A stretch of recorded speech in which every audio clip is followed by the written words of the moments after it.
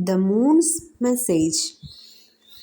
Once a large herd of elephants lived in a jungle. Their king was a huge, majestic tusker. He looked after them with love and care. A severe drought hit the area. As there was no rain for a few years, all the rivers and tanks had dried up. The wild elephants suffered for want of water. Their king knew that if they did not get water soon, many of them would die of thirst. He had to find water as quickly as possible. He asked the elephant to go in different directions to look for water. One of them found a large lake full of water in another jungle far away. The king ordered all the elephants to make their way to the lake. Close to it was a colony of rabbits. The elephants had to pass through this colony. Thousands of rabbits were trampled to death, and thousands more were injured. The rabbits were in a panic. Their king called a meeting. A herd of wild elephant is passing through our colony, he said. They have already killed or injured thousands of us. We have to take urgent steps to prevent more deaths. I want all of you to think of a way to save our race. One little rabbit stood up. Your Majesty, he said, if you send me as your messenger to the king of the elephants, I may be able to find a solution.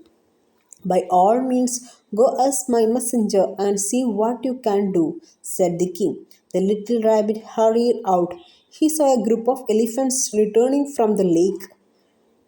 Right in the middle was the king. To get near him was impossible. I will be crushed to death, thought the rabbit. So he climbed up a huge rock. "Ho, king of the elephants!" he shouted. "Hear me, please." The king heard his voice and turned towards him. "Well, who are you?" he asked. "I'm a messenger from the mighty moon," replied the rabbit. "What is your business?" "Is there a message for me from the moon?" asked the king. To this the rabbit said, "Yes, your majesty." The king said, "Very well, say what you have been sent to say." "Sir," said the little rabbit, "the moon has this to say: You, the king of the elephants, have brought your herd to my holy lake and spoiled its water. You have killed thousands of rabbits on your way to the lake. You know that rabbits are under my special protection. Everyone knows that the king of the rabbits lives with me. I ask you not to kill any more rabbits, otherwise, something terrible will happen to you and your herd." The king of the elephants was shocked. He looked at the little rabbit. "You are right," he said. "We may have killed many rabbits on our way to the lake.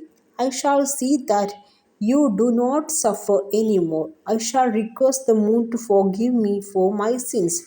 Please tell me what I should do." "Come with me along," replied the rabbit. "Come, I shall take you to the moon." The little rabbit took the huge elephant to the lake.